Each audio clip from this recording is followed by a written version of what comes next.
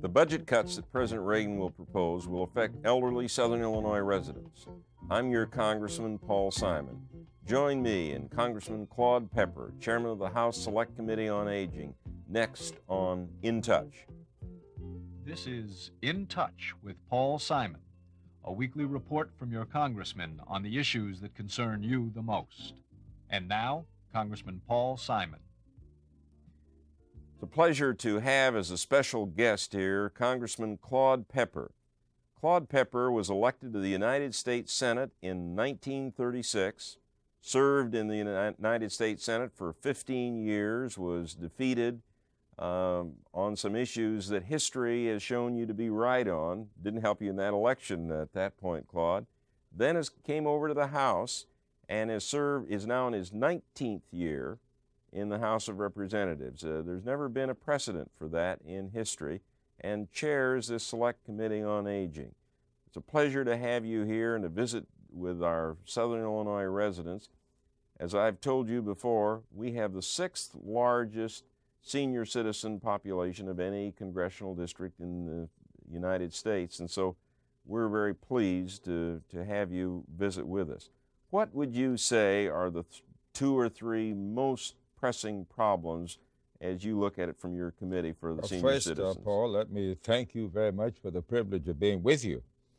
You have been one of the most loyal and one of the most effective supporters of every aspect of the program for the elderly, which our Select Committee on Aging has presented to the House. So the elderly people of this country, as well as your district, owe you a great debt of gratitude. Well, right now, of course, it seems that the elderly people are rather on the defensive by the programs that are being promulgated or proposed by the White House under the guise of economy and under the guise of balancing the budget. Those are very meritorious objectives, and you and I both have tried to be helpful in a proper way. But we have to make some distinction between the people who are to be the victims of these cuts and the elderly people as a class are the group in the country that's least able to bear these cuts.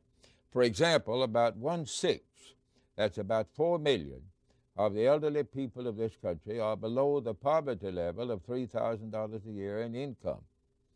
The average Social Security income of the average elderly individual who receives Social Security benefits is $2,700 a year. The average benefits for a couple is $5,500 a year.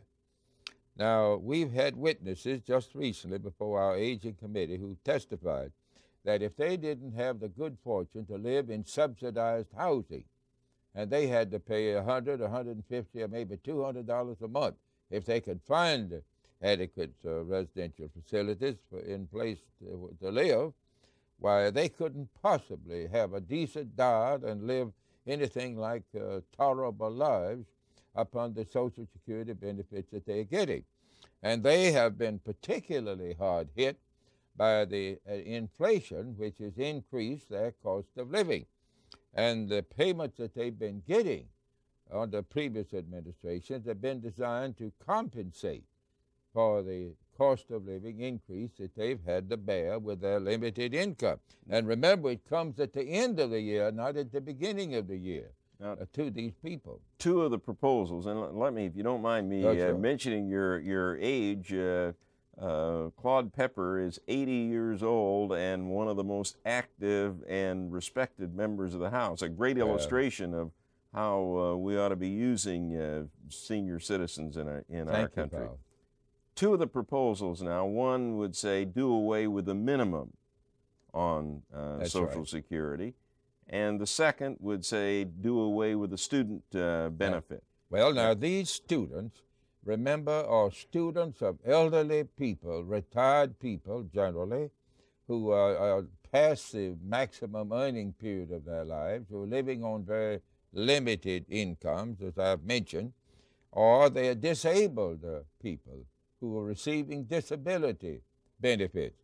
Now, those people have normal American children. They are normal American people. They want their children to have a chance to go to college. I know I was able, by my own work and the efforts of my parents to help me a little, to go through college, and yet they want to take away from these students what the law has long provided to enable the children of these relatively handicapped people a chance to get an education, which means so much in America. And at the same time, on the student end of things, they are saying we're going to cut back on the student loan programs, making about 2.5 million students ineligible for assistance, so that it's a kind of a double whammy that not only hurts those students right now, but hurts the nation long range, because we have to be moving on building our economy, just like the GI Bill that you and others provided helped this nation so much after World War II. I think everybody will admit, who's a sensible, informed person, that what makes America the greatest nation in the world significantly is the fact that we have more educated people per 1,000 people in this country than any nation in the world. There are 4 times, the president was referring to the golden days of 1960. It appeared in the paper today that there are 4 times as many students in college now as there were in 1960. And anybody that's ever had any trouble getting through college knows that back in the days when it was cheap, relatively, going through college, it was some difficulty. Some of us had some problems in getting through. Now then, with the cost of college education, at least $4,000 or $5,000 a year, it's hard for a student to keep up his or her work and make that much money on the side. So they want to take away from these Americans. How can you invest our money better than giving greater knowledge and skill and competence in, we hope, improved character? That's building our future. It's building the future strength of America. Right. We're going to get back to you in just 1 minute, Claude Pepper. One of a congressman's major duties is to help constituents who are having problems with federal programs, such as Medicare, black lung, and Social Security. If you're having a problem with these or other federal programs, I urge you to write, phone, or visit one of my district offices. The people in my Carbondale and West Frankfort offices are trained to help you cut through the red tape that too often surrounds government agencies. Where it's necessary, I'll personally intervene in your behalf.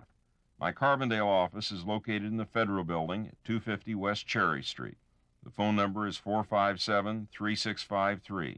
My West Frankfort office is located at 212 West Main Street. The phone number there is 932-2560. My offices are there to serve you. I hope you'll use them. Our question for this week, and then we'll get back to the discussion with Claude Pepper, is from William Mattingly of Energy, Illinois. He wants to know how much the Perry County coal gasification plant will cost. And he also wants to know whether private industry will be willing to build the plant if the Reagan administration is successful in its efforts to block further federal funding for the project. On the first part of it, it will cost about $800 million, half of which would be put up by the federal government, half of which would be put up by private industry. The answer to the second is it sounds great to say let private industry do this, but in fact, if you're talking about substantial amounts of money like this, if a half a dozen people can sit down in Riyadh in Saudi Arabia and lower the price of oil and put you out of business, you're not going to risk it. So there has to be some federal government involvement if we're going to get launched in this area, as there's been federal government involvement in agriculture, aerospace, computers, and really all the areas where we've been most successful. Now I want to get back to Claude Pepper and our problems of senior citizens. Now, what is the impact of eliminating this minimum that they're talking about? First of all, what is the minimum? I think for those of our listeners who are not on Social Security, they'd be interested in hearing this. Paul, I don't recall exactly what that is. Maybe at one time was $70 a month. It's up to now $127. But it's $127 is the minimum. Now, as you know, the people who get SSI benefits, they get a total of $238 a month. And Medicare, which is meaningful as it is to the elderly people of the country, it only pays about 38% of the medical bills of the elderly people. they need 5 times on the average as much medical care as younger people need. In addition to that, the administration is now proposing to cut Medicaid, which is the people at the very bottom of the ladder who don't have any income but $238 a month or have less than that under SSI benefit. So they are going to shift that burden over to the states, that is, reduce the amount of the federal contribution. I think the federal contribution is about 63% now of the total Medicaid bills. The chances are that if the federal government reduces its contribution, it'll simply mean the poorest of the poor will receive less medical aid than they are receiving at the present time. And I'd like to stress a point that you mentioned earlier. I don't think there are any or very few members, if any, of Congress who don't recognize that we have to have restraint. But we have to have restraint in such a way that it does not impact on people who really need help the most.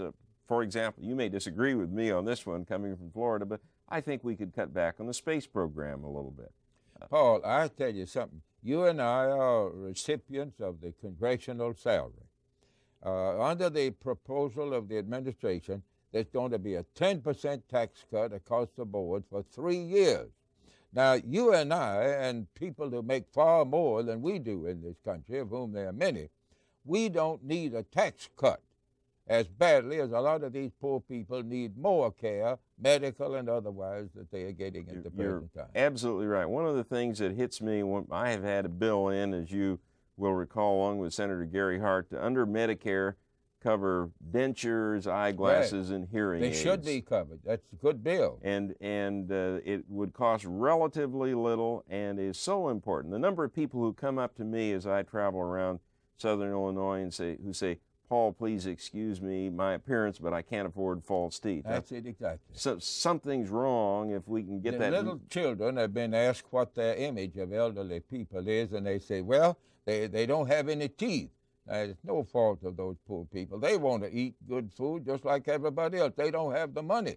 And sometimes the money they have is paid to a dentist who doesn't do a good job on them, and they don't have very much more. I've had cases like that brought to my attention around over the country.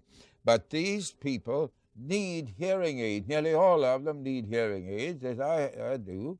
We all need glasses. You and I, you start wearing glasses, you know, at about 40 years of age. Most people do. I started when I was in the 4th grade. Well, and then in the case of hearing aid, these dentures and glasses and hearing aid, the elderly people need those things desperately in order to have anything like a normal life. Yet, in most states, they are not available under Medicare at the present time. And if the federal government diminishes its contribution to Medicaid, there'll be fewer of those things than there are even now. And I can remember, I'm old enough to remember, I'm 51, Claude. You're just growing up.